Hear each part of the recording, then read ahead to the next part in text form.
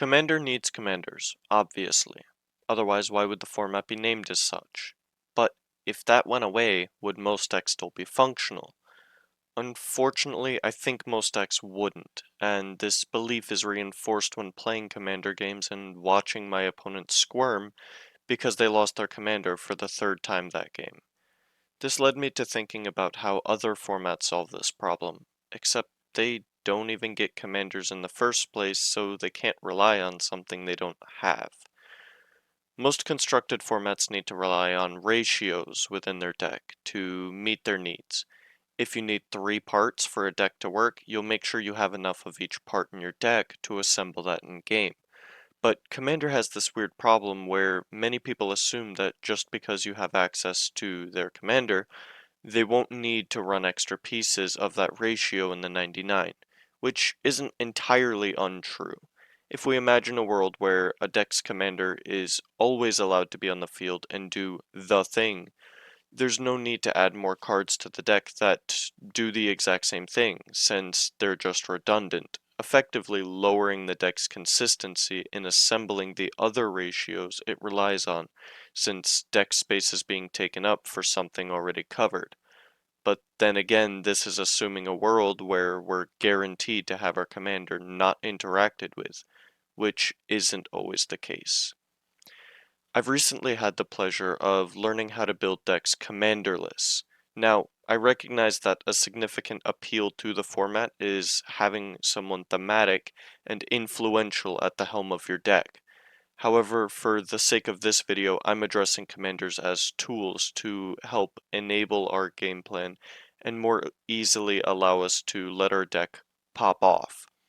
Anyways, essentially, I figure out what the deck's game plan is and how it wants to get there, and build it with the approach of any normal constructed format. This means I make sure to include ample amounts for each ratio, and not rely on my commander too much to fill this role for me. Since I play in pods with lots of removal and commander lockdown, it's not uncommon for me to go an entire game without being able to untap with any individual piece, meaning my deck needs to be functional without reliance. After I've built the whole deck and have made sure it's functional, this actually leads me with a few different options for commander choices. I could take the approach I did with my Storm deck, where I throw the best card that fits the deck's game plan in the command zone to always have access to, or I can use a counterweight commander. Counterweight commanders are especially interesting because instead of reinforcing your game plan, they can complement it by shoring up weaknesses.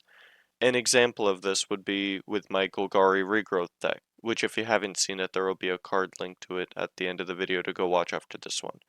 Essentially, the deck is full of sorceries and board wipes, but one of its weaknesses is a low creature count, and being able to deter attackers early on, before the deck gets set up. Hence the decision for Falthis and Anara. Since the deck already functions just fine, I don't even need to end up casting them most games, but they're an extra tool for flexibility in the cases where I do need them.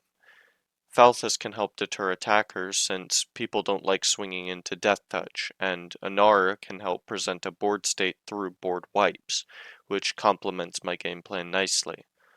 All a counterweight commander really needs to do is help shore up areas that the deck may be lacking in, so it can be something simple like card advantage, or removal if necessary.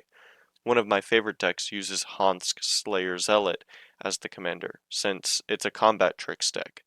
At first glance, it's an anti-synergy because it gives people blockers, which makes it harder to get through.